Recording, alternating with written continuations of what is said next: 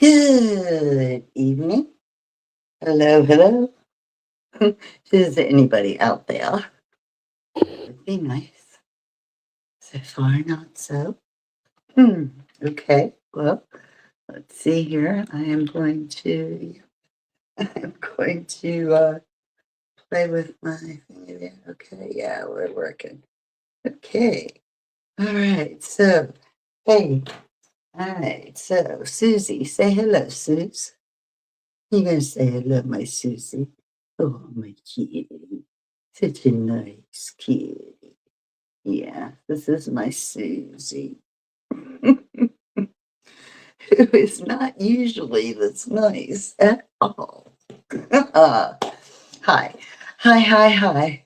Hello, everyone. Welcome to Sunday Evening Mysteries. Um, Sharon Schultz here, the Bay Lady. That's what I'm known as when I'm out and about the Chesapeake Bay area. I'm doing my virtual tours, taking people to my favorite spots, my favorite places in the beautiful Chesapeake Bay region of Maryland. Absolutely wonderful place for sure. So let me just see this for a second here. Okay. Huh. Okay. Only have two of those going on. Okay. Well, what can I say? Okay. So, might as well get started here, right? Okay. So, tonight I have a couple of things for you. One thing is a little mystery for you to solve.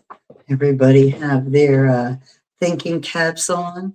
You got your whatchamajiggers, magnifying glasses, getting every detail right. Okay, so tonight I'm going to do a 5-minute mystery challenge from the book 5-Minute Mysteries by Jack Patua. Now, if you're not familiar with Jack Patua, he is like the mystery king, king of all mysteries. He has many, many, many functions. He writes mysteries. Okay, well, he wrote this book, okay, one of many similar books. He writes actual mystery plays that you can purchase and do as a dinner party or things of that nature, fundraisers. He also he also presents workshops where he teaches you to write your own mystery plays, stories, books, whatever. Um, he has workshops for like corporations where he does things that are team building exercises. I mean, he's a very, very busy person. Just about him, as far as this book goes. Jack Catua is a mysterious guy with a secret life as a chief inspector. That's who he is to his clients who buy his mystery party kits from his websites. Jack has been writing and coordinating mystery parties since 1982 and combines his mystery writing skills with his career as a professional speaker, trainer, and consultant, selling both his corporate development products and the mystery packages. Jack speaks to groups around the world about negotiations, sales, communications, and the internet. He met his English wife, Renera, over breakfast in Portugal while they were both living in Germany. They now have two daughters, a cat named Zoe, and a house bordering a Christmas tree farm in southeastern Wisconsin, where Jack maintains his subterranean world headquarters. Some people call it his basement office. Anyway, So now that I've finished singing the praises of Jack Kerouac, let's experience one of his 5-minute mysteries. This one is called Dishing Up Death. Now, I will read the story, the mystery. Please pay attention to every detail.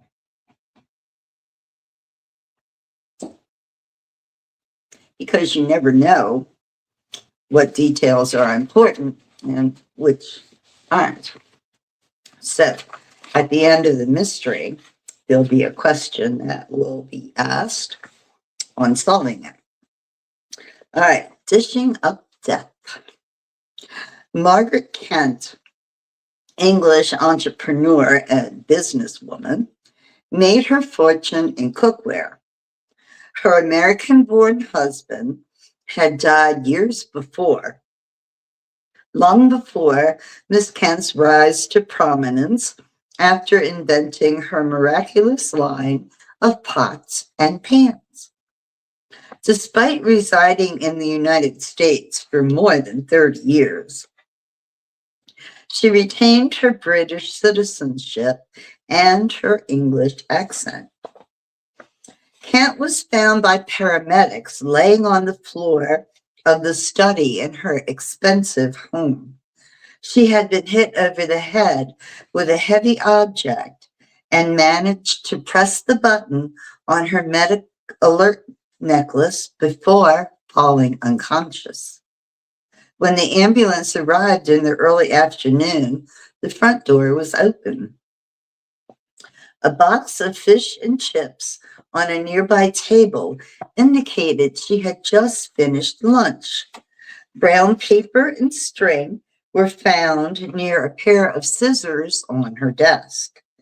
Kent was revived long enough to give a final clue to the identity of her killer. It was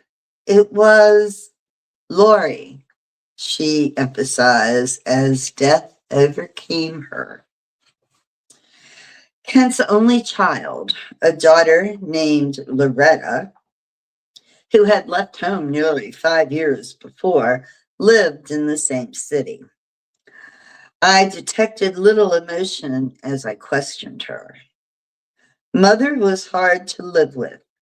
It was as if I couldn't do anything right. Finally, I left home to find myself. I don't care about her money. I just wish she would have tried to understand me. Loretta told me how her mother kept her English lifestyle. Afternoon tea with scones was served every day at 4 in her Wedgwood china, she said, and she refused to call me by a nickname. I was always referred to as Loretta, no matter what anyone else called me. Her current boyfriend, Alan Odell, joined us as the interrogation continued. She didn't like my friends either, and even disapproved of Alan. On the few times we were together, she couldn't even remember his name. That just shows you how little she cared about other people. Adele echoed Loretta's thoughts. I work for an air freight company and drive a truck around all day. She didn't like to admit that Loretta could fall for a delivery man who spends the day lifting heavy packages. It just wasn't good enough for her. Next, I talked with Kent's lawyer, Stephen Mann.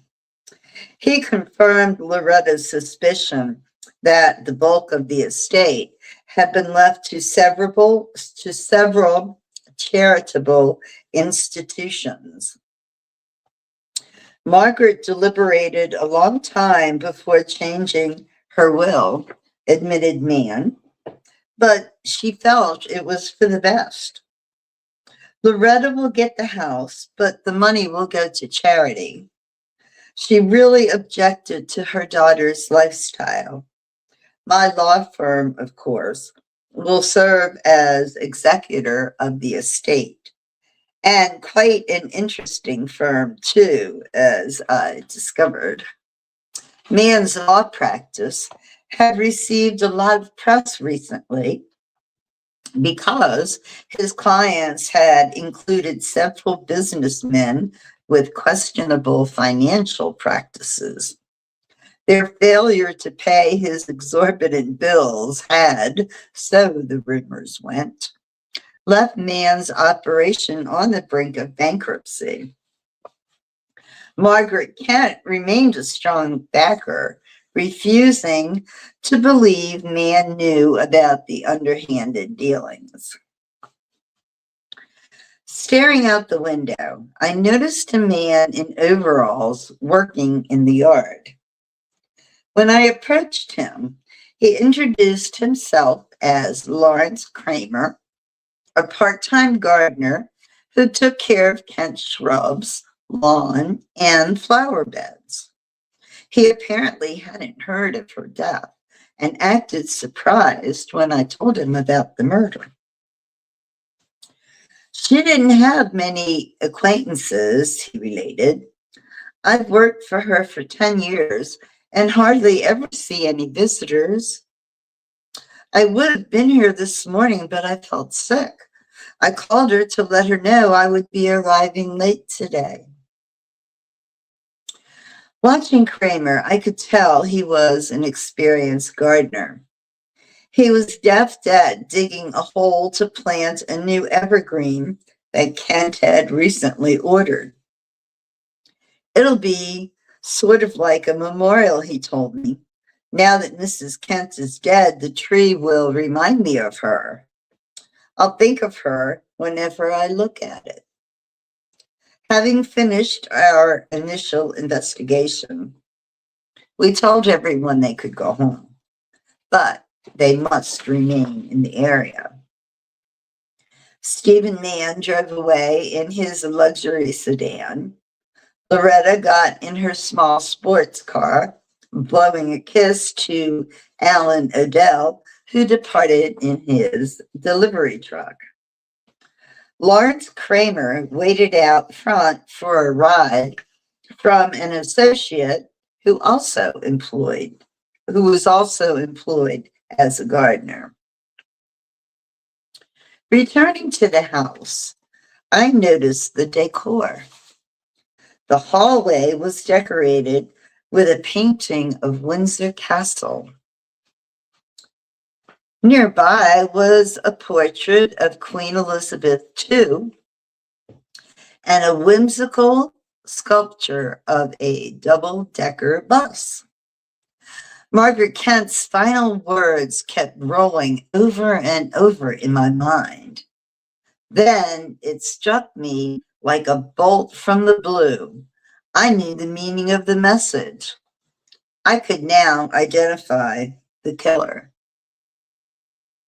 You can now identify the killer, really. Okay, so let's see. Let's think for a moment.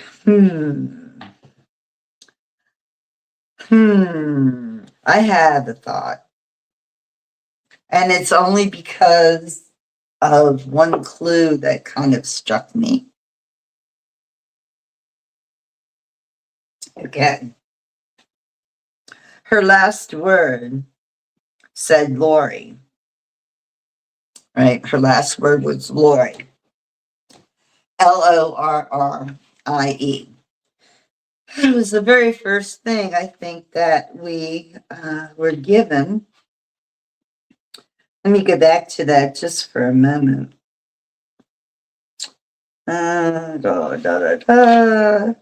Okay, so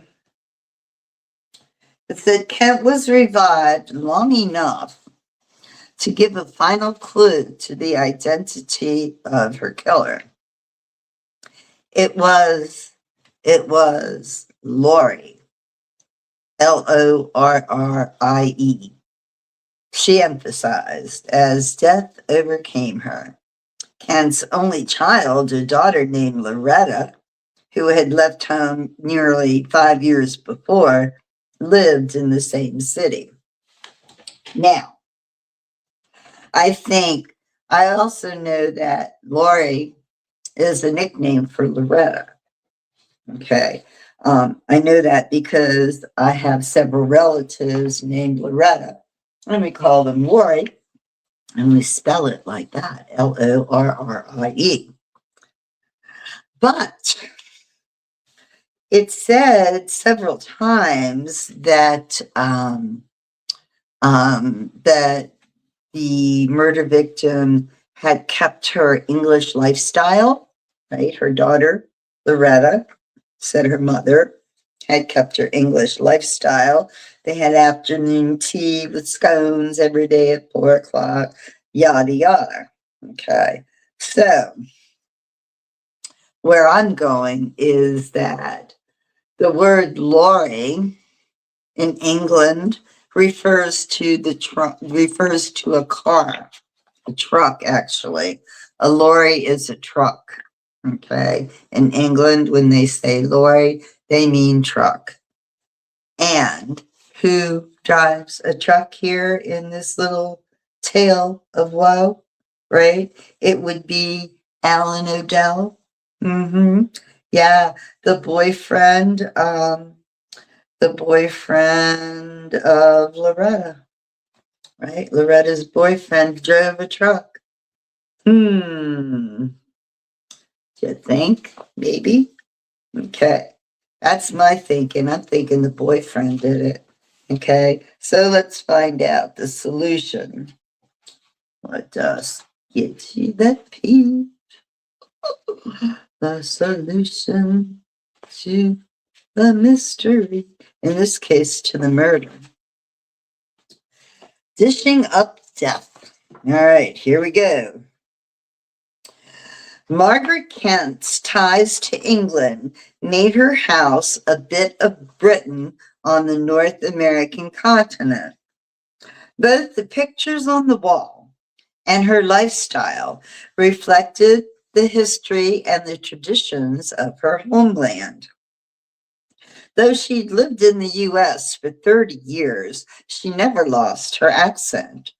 A successful businesswoman, she enjoyed a comfortable life in her upscale home. Her outward success, however, covered the sad details of a personal life in turmoil. Her only child, Loretta, hardly spoke with Margaret Kent, living a life which eschewed the amenities enjoyed by her mother. Disdaining the American habit of using a nickname, Loretta would never affectionately be called Lori. She was always referred to with her complete given name.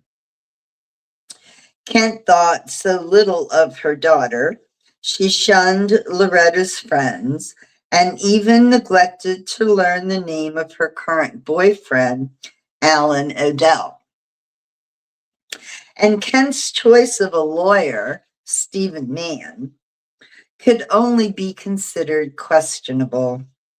With his own company in disarray, he would do whatever he could to increase his personal cash flow. As executor of the will, he would collect a fee for his services. But would this suffice as a motive for a murder? And next,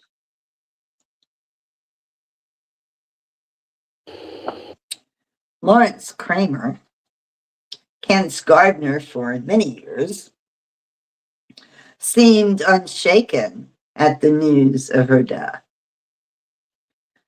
One of his heavy tools, which he employed with great expertise, could easily have been used as the murder weapon, providing a fatal blow to the head. But it was Margaret Kent's final words that told the entire tale. The brown paper and string on her desk indicated that she had recently opened a package, perhaps storing the box somewhere in the study, before looking closely at the delivery man and realizing she knew him. He was Loretta's most recent love interest. When Kent made scathing comments about Loretta and the love affair, the man became enraged. Using the heavy metallic clipboard, which organized his shipping documents, he struck Margaret Kent in the head. Lying on the floor, she pressed the button of her medic alert, summoning the paramedics just in time to name her killer. It was, she began, but she couldn't remember his name. So she identified him in another way.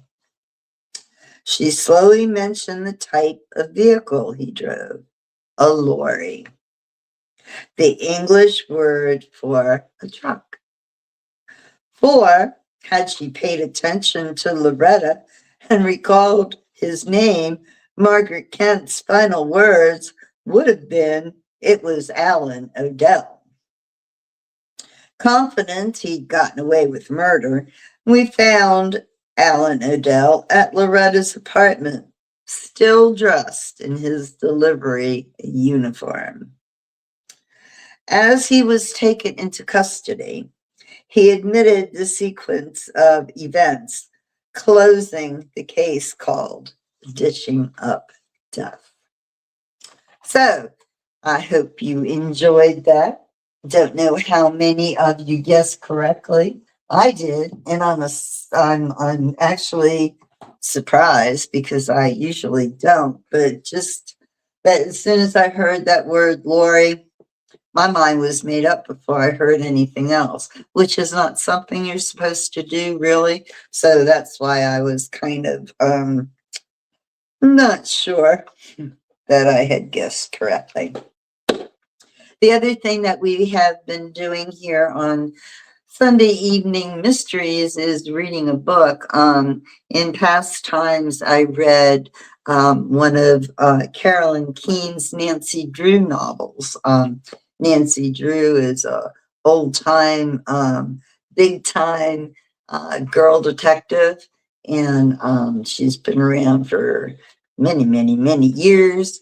And her techniques are still quite interesting, even in these modern times. Along with Nancy Drew mystery series, there were other mystery book series that came out at the same time. One is called the Judy Bolton Mysteries. They're written by Margaret Sutton, who is a similar author from the same time period as Margaret Keane. Margaret Sutton's mystery stories usually include some type of actual historic event that is surrounded by fictional circumstances and characters and stories, but the events and the places are generally real, true. So just a little bit about Margaret Sutton.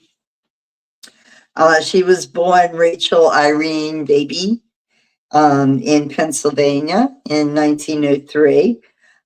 Being a spirited nonconformist, she dropped out of high school, but in 1920, graduated from the Rochester Business Institute and embarked on a business career until she married William Sutton in 1924.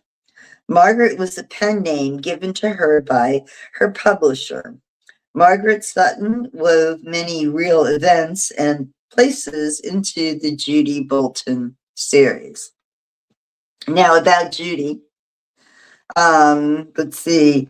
These stories were written from 1932 to 1967, one of the most successful series ever published. They are noted not only for their fine plots and thrilling stories, but also for their realism and their social commentary. Unlike many other series characters, Judy and her friends age and mature in the series and often deal with important social issues. To many, Judy is a feminist in the best light, smart, capable, courageous, nurturing, and always unwavering in her true beliefs. She is a perfect role model. Okay, so this story, The Haunted Attic, it's, I'll read you the brief little thingy here. The Boltons move into a large, rambling house reputed to be haunted. Even the brave Judy is thoroughly frightened at the strange scrapings and tappings and the eerie crying ghost. Okay, we started this last week, so and read the first 3 chapters. So so you can go back actually if you missed it. You can find it on YouTube and Facebook. Anyway, we're starting with chapter 4, The Crying Ghost. Okay.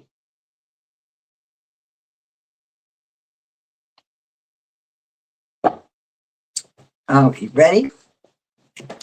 Sit back, comfortable chair, something nice to drink. Here we go. Chapter 4, The Crying Ghost. The neighbors are certainly doing their best to scare us, Horace remarked after Irene had left. He had only heard a part of the conversation on the porch. And, added Judy, the ghosts seem real enough to them. By the way, Donald Carter's story hooks up with what Irene says, and I don't believe he made it up at all. I am anxious to explore that attic where everybody has seen a ghost. If you hear any unnatural voices calling, please let me know.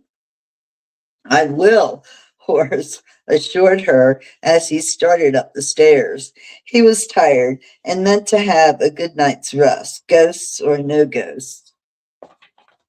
His new bed had been moved upstairs, but Judy was to sleep on a cot downstairs until her furniture was chosen and the room she had picked out for her own had a better cleaning. Hang on 1 second. I don't want to put my back to you. Better cleaning. This room was the one through the ceiling of which was the hole that led to the attic. She had chosen that particular room on purpose. In the process of cleaning the front room, Judy had found a few old magazines that looked as if they contained interesting stories. These she had saved to read. She sat down and opened one of them, but had no more glanced at the first page than when she heard Horace calling. Judy, I do hear something. Come upstairs. At the top of the stairs, she stood still and listened. Rats, she whispered. Big ones. I thought there'd be rats. But rats don't cry, insisted Horace. Listen. Judy stood perfectly still, but heard nothing except the scrambling and scratching that she had heard before. Call it, suggested Horace. How silly, but just the same. Judy called as if she were speaking to a dog. Then again she listened. A faint cry, like the wailing of a newborn baby, answered her call. She heard it again and again, plaintive and small, as if something were being hurt. It was not a frightening cry. Instead, it aroused Judy's sympathy. Poor ghost, she said aloud. Horace, it must be something very tiny to cry like that. But her brother didn't answer. The hero of the Rollsville flood stood there with his mouth open and his face gone white. "Wake up, silly," cried his sister, more sharply perhaps because her own nerves were on edge. "I thought you were going to help me solve this mystery, and there you stand. Be yourself, Horace." I am being myself," he faltered. "I guess I'm a sissy after all." "Oh, no, you aren't." Judy had learned how to manage this brother of hers. "You're just tired. Let's forget about the ghost, and once you're asleep, you won't hear it anymore." "Be quiet, ghost," she shouted up to the ceiling. "Tomorrow will tend to you, but tonight we want to sleep." Another 5 minutes of quiet, and Judy went downstairs. "You silenced him all right," Horace called after her. "I guess I'll leave the ghost to you." "Oh, no, you won't," she called back. "We're going to have some fun with them, both of us." And to herself, she added doubtfully, but that cry sounded so pitiful. The next morning, Horace appeared to have rested well, and nothing more was said about the crying ghost. Dr. and Mrs. Bolton, who had slept downstairs, had not heard it, and Judy had other things on her mind. She had dressed herself in the nicest school clothes she owned and polished her shoes until they shone. She had tied her white blouse at the neck with a red ribbon, thinking it would be a match for her ruby ring. She wanted Lois to notice that she wore it. Shortly after 8 o'clock, she left the house without one backward glance at the eye-like windows or at the neighbors in the row who stood staring and wondering. The Boltons were the first family to stay all night in the haunted house since old Vine Thompson died there. The turrets of Lois's home showed over the treetops, and Judy felt her heart beat faster as she approached the gate. Slowly, she pushed it open and found herself on a gravel pathway that led past the flower beds and trees straight up to the palatial door of the Farringdon dwelling. She rang the bell, and as she awaited an answer, stood there watching the fountain playing in the morning sunshine. To think that this was the home of her best friend. A colored maid in a white cap and apron opened the door. Judy had never seen a Negro except in pictures, and this one fascinated her. The dark eyes, the shining teeth, as she assured her that Miss Lois would be ready in a minute and asked her to step inside. She almost felt afraid to tread on the heavy oriental rugs. Lois came in the room directly. She smiled to see her friend admiring her home with wide-eyed amazement. "Do you like it?" she asked. It's superlative," gasped Judy, hardly knowing whether or not she had used the right word to convey such a world of splendor. Never had she seen anything that could compare with it. Lois took her arm. "It's nice, isn't it?" she said. "But there are no mysteries about and no ghosts. Did you?" "Yes, I did." Judy could not wait for her to finish the sentence. "It sounded like raps at first, and then a crying baby. I want you to come as soon as you can and help me find out what it is. I'm sure it's in the attic." "So everyone says," Lois told her that she had been inquiring about the house and found it to be full of mysteries. "And," she added impressively, "Donald Carter really did hear a voice. He was over last night and said again he would swear to it." "That's what the mill girls say too." "What mill girls?" Lois demanded in none too friendly a tone. "Judy, you weren't talking to the mill girls."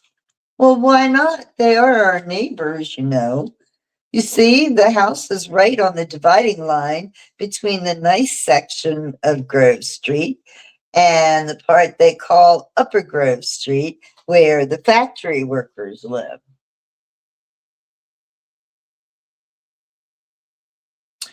That's all the more reason you should be careful of your associates. Suppose you were classed as one of the mill girls. You wouldn't have a single friend in high school. Judy stared at her. Lois Farrington Pett, do you mean to tell me that because I treat a few poor girls like human beings, all of your crowd will turn me down? Not exactly. Of course I wouldn't, Lois hastened to say. We've made a pledge, but the other girls don't know you as well as I do. They can only judge by what they see and hear. Please, Judy, for my sake, keep away from those mill girls. They're not our kind. She had taken her arm and turned off a quiet side street. A park ran through the center of the street also, but the houses were somewhat smaller and newer. Judy found it hard to decide which street she liked best. This one was so cozy and homelike. Is this the way to school? She asked in surprise. No, replied Lois as she paused in front of a dear little stucco house with flowers all around it. This is Lorraine's house. I always call for her. Maybe you better wait outside. Judy could not see why until later. Lorraine appeared at the door, glanced at Judy, and assured Lois that it would be all of half an hour before she would be ready. But I'll wait for you after school, she called as her friend started back down the steps. That's funny, mused Lois. Lorraine always starts early. Judy, quick to feel an injury, walked on in silence.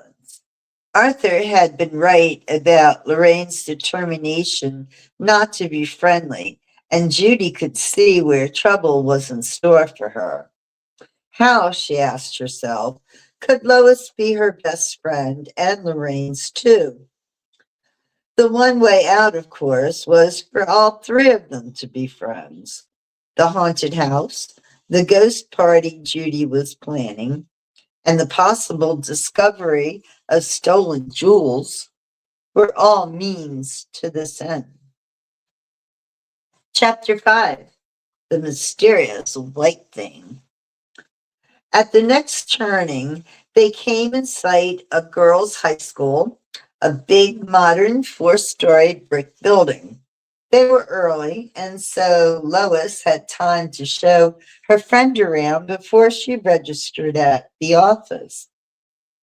Afterward, a monitor led her to the study hall where there were seats for 300 pupils. Judy was given books and a program. On account of moving early in September, she had missed about a week's work and soon learned that there were many lessons to be made up. Kay Vincent, a girl with sleek chestnut hair and coal blue eyes, was asked by the history teacher to lend Judy her notebook. There were 5 pages of history notes to be copied that night. Judy wished she could have borrowed Lois's notebook instead, but Lois sat at the back of the study hall, and the girls who sat near Judy in the front seats were not at all friendly. When whispering was permitted, and she attempted to ask a strange girl about the many things that puzzled her, she was promptly told to turn around. Judy had bought 2 sandwiches and a slice of cake for lunch, but discovered that nearly all the rest of the girls went home for theirs. So instead of waiting in the empty study hall, she found her way to a nearby furniture store and chose the things she wanted for her room. A tall man with a flashy green suit waited on her and helped her select just what she liked best. But when she told him the address, he seemed less friendly. Sure you're going to stay, miss? He asked. Certainly, she replied. We've spent one night there already. See that this furniture's paid for before it's moved in, he cautioned her. The store is not responsible for it after that.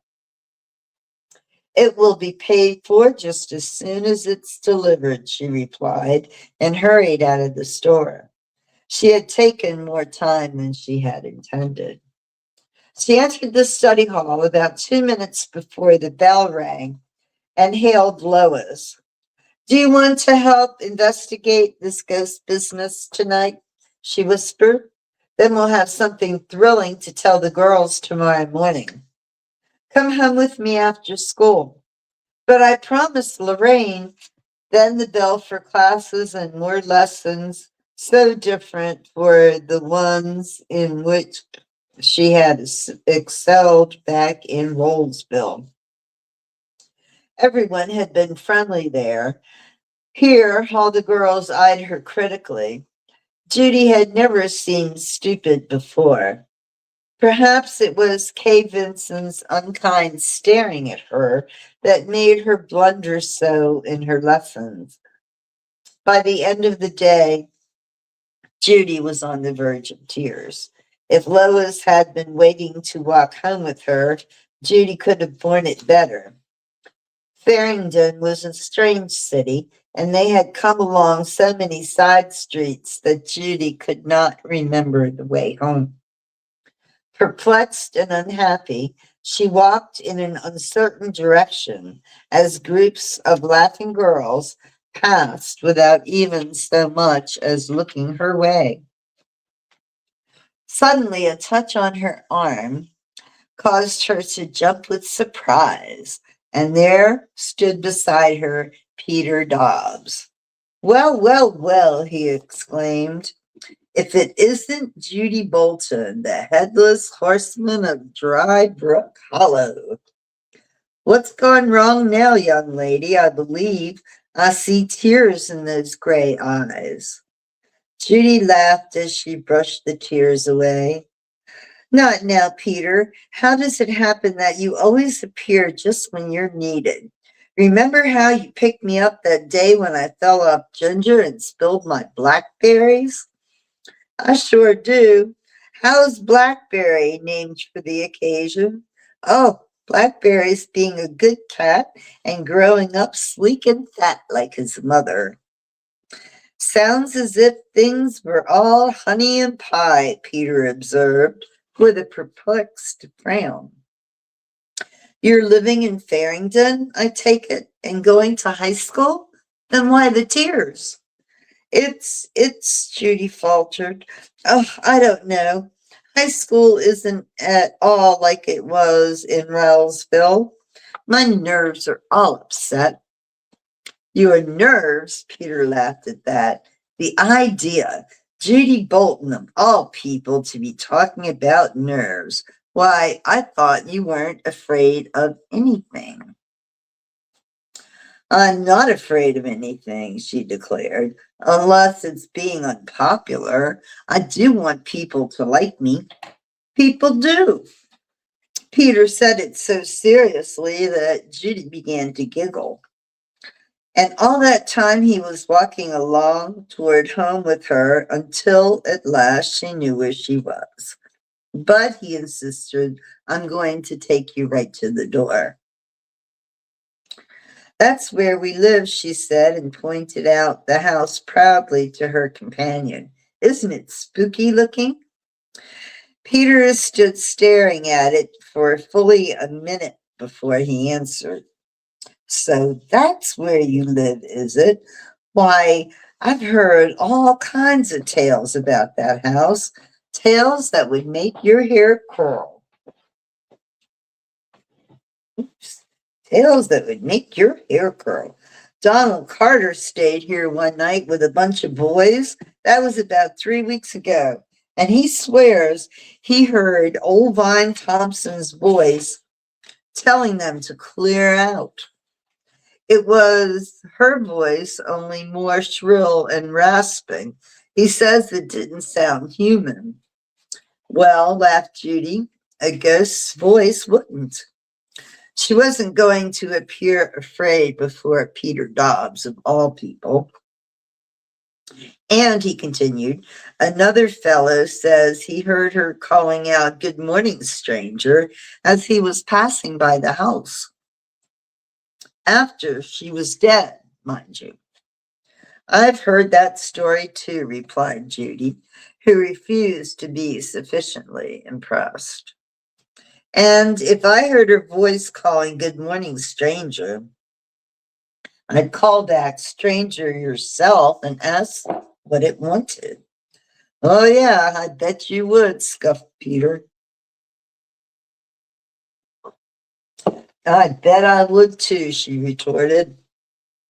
I did hear a ghost last night, and I spoke to it in a Stone Turner voice and told it to hush, and it did. It did, eh? Yes, it did. Judy stood still, watching the attic window, her saucy nose tilted towards the sky. Horace and I are going to solve all kinds of mysteries before we've been here long, she went on. I'll be an expert on ghosts, and I can do it too because I'm not afraid. And had folks told you about the strange noises, lights flashing on and off? Yes, and screechings and howlings and raspings. Don't you know that up in that attic window a ghost is supposed to appear? Peter and Judy were both staring at what they both believed must be some trick of their eyesight. In the eye-like attic window, something white rose slowly, stretched its skinny arms, and slowly disappeared below the sill. 3 times they saw it, white against the blackness behind it, and all 3 times they gasped and stared first at what they had seen and then at each other.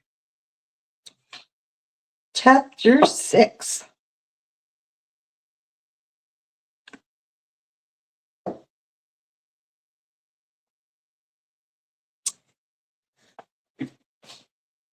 Chapter 6. More mysteries. Judy, did you see what I saw? Asked Peter Dobbs after a breathless silence. I certainly saw something, she replied, still trembling. Oh, Peter, here comes Horace, just too late.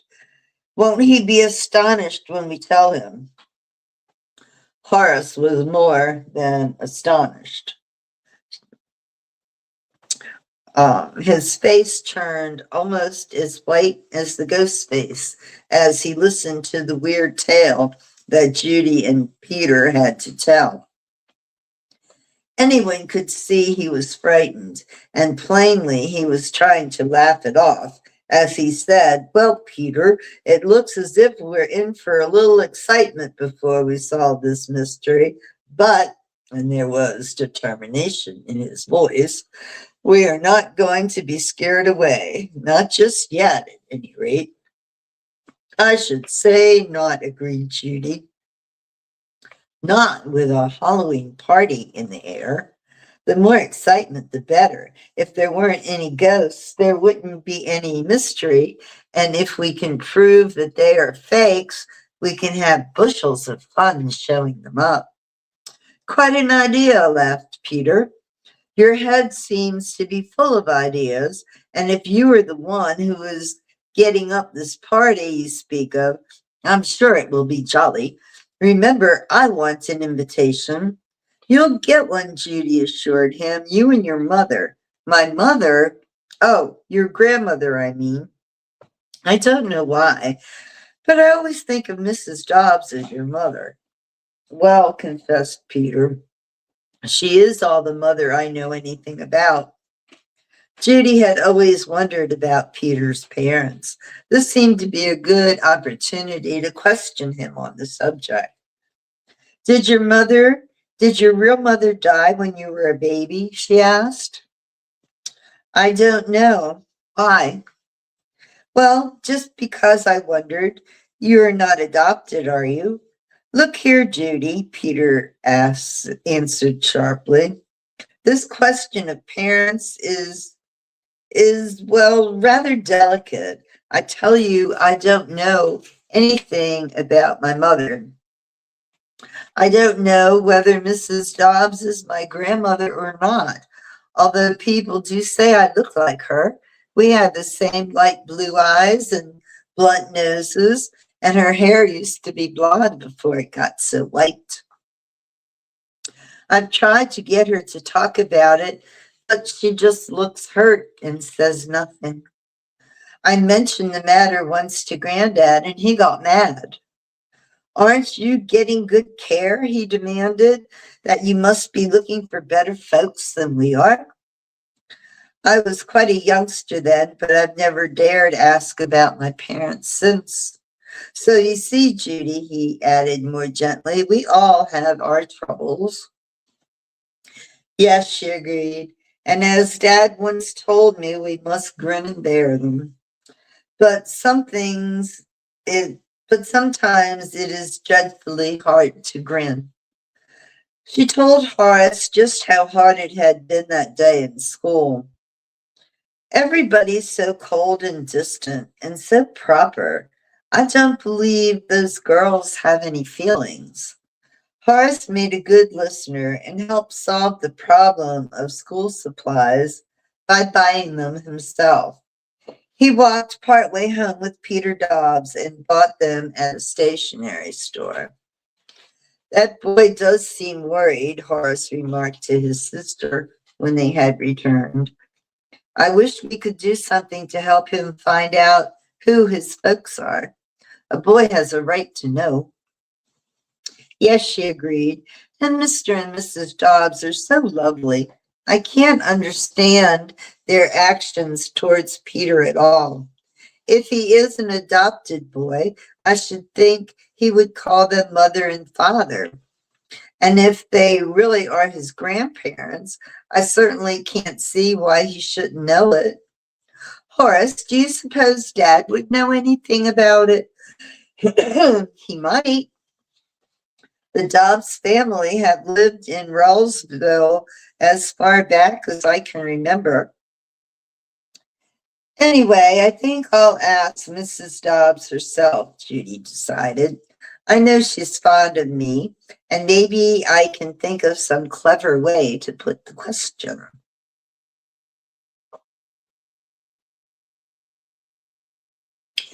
Here, Horace, let me have that loose leaf notebook at the bottom of the stack. He was still holding her school supplies. I have 5 pages of history notes to copy after supper. I wish you'd help me with this algebra, too. I can't understand what X stands for.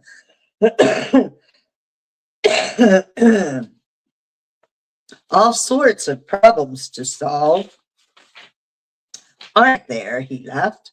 Most of them would probably be more difficult than a sum in algebra.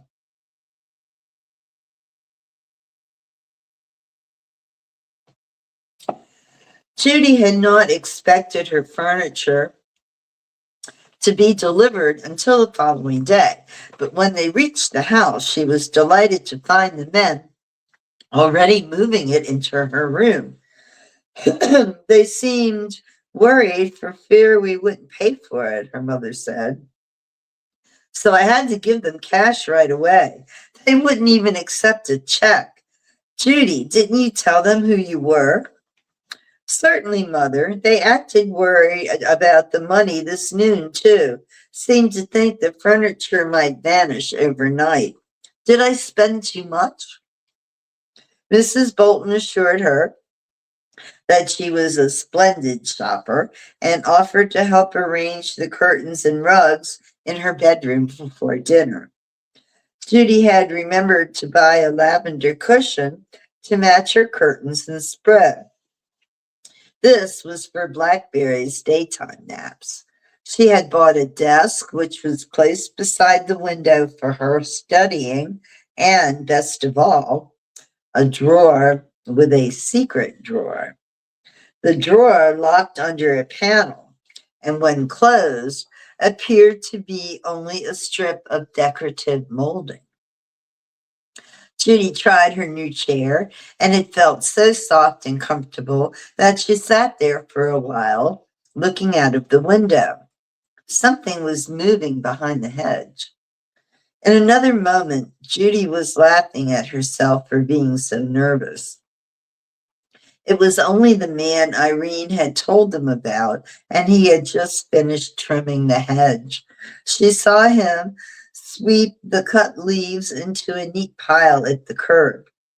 He glanced about and then began ascending the hollow tree in front of the house. What was he doing? Judy opened the window and called.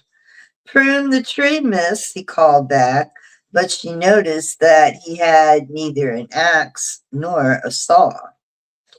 "You can't prune the tree with those head shears," she told him sharply. "I'll see if Dad won't give you your money and let you quit for the day." "Thank you, miss." The man looked sheepish and climbed awkwardly down from the tree. Judy left her pretty room reluctantly and called her father. Nothing was said about the tree, but the man seemed pleased with his pay and walked off, counting the bills and muttering something under his breath. That evening, Judy was anxious to begin her lessons at her pretty new desk. Her shaded lamp shed a rosy glow over her books, and she decided to finish her note copying.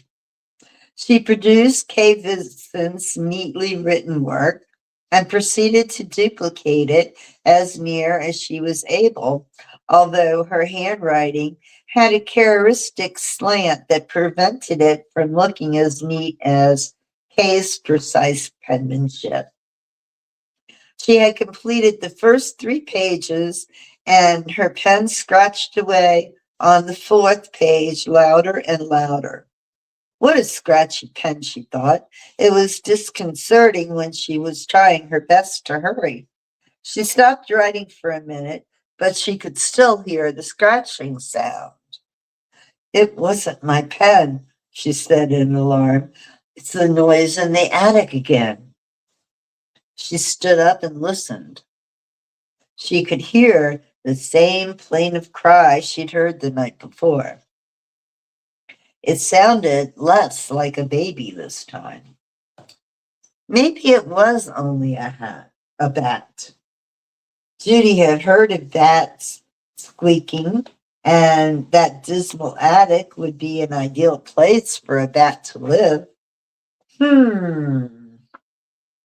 No, it wasn't a bat after all. "Horace," she cried.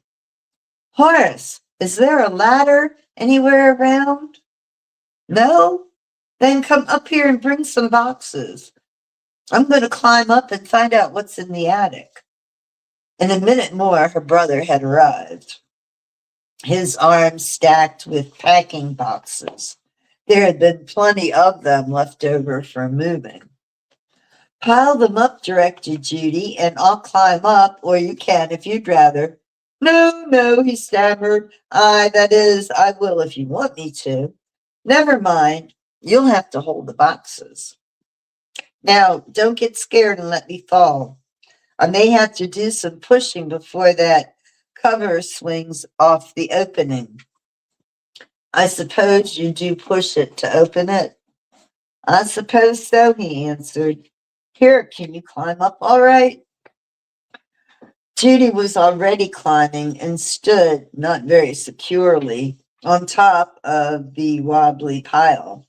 She reached up with both hands and pushed, but the door to the opening stuck and would not give way.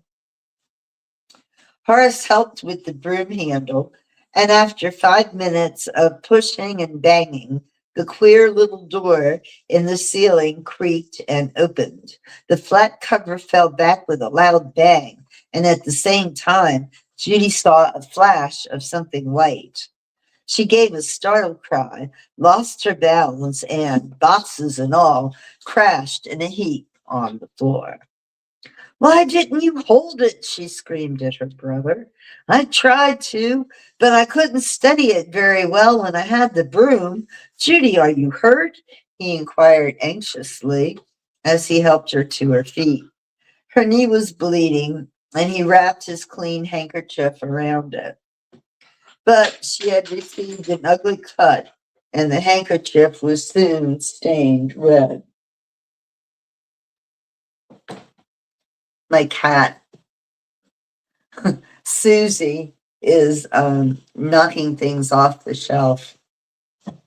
She loves to be distractive. Anyway, let's see. Okay, her knee was bleeding, and he wrapped his clean handkerchief around it. Hey, get down! Now she's on the next shelf. Oh, you are such a bad girl. Hey, oh my goodness. She's like taking her paw and just knocking things off the shelf. Okay, intermission.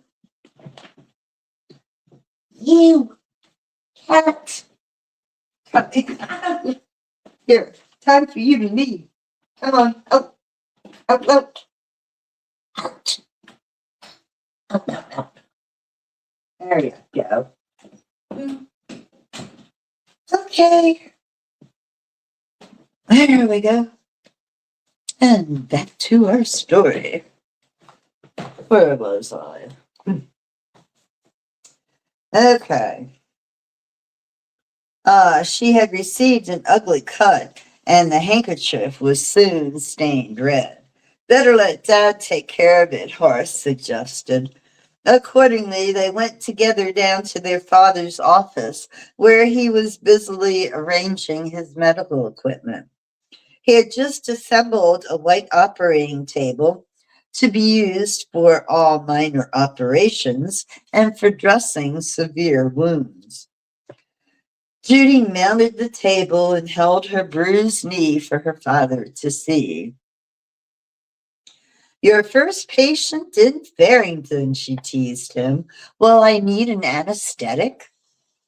Chloroform, probably, the doctor replied, with a twinkle in his sympathetic gray eyes.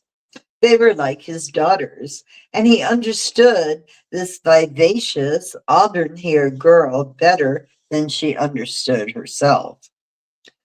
I can tell without asking that you've been doing some investigating. Where? In the attic? Yes, Dad. We climbed up on packing boxes. I saw something white. Horace interrupted her with an exclamation of awe. You didn't tell me. I fell before I had a chance, she replied. You see, it startled me a little. I should think it would. But I'm not afraid, she declared resolutely. Only the next time we'll stack the boxes more carefully. They heard the doctor chuckling to himself as they left the office. He knew they were investigating, but seemed to have no fears. Judy intended to keep her nerves as steady as his. Now, we'll try it again, she announced cheerfully after she and Horace had finished piling the boxes into a more substantial pyramid. Okay, so there we have it. When we come back next week, it will be with chapter 7, Tracks. Interesting little story, right? Just as a historical note, this book was written, hold on, let me find you the year. Okay.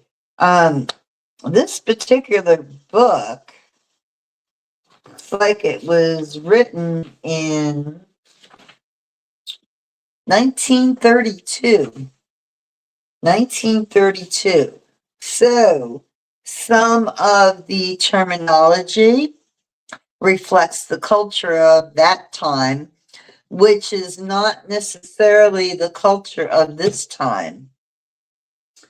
So please take it in the context in which it was written in 1932?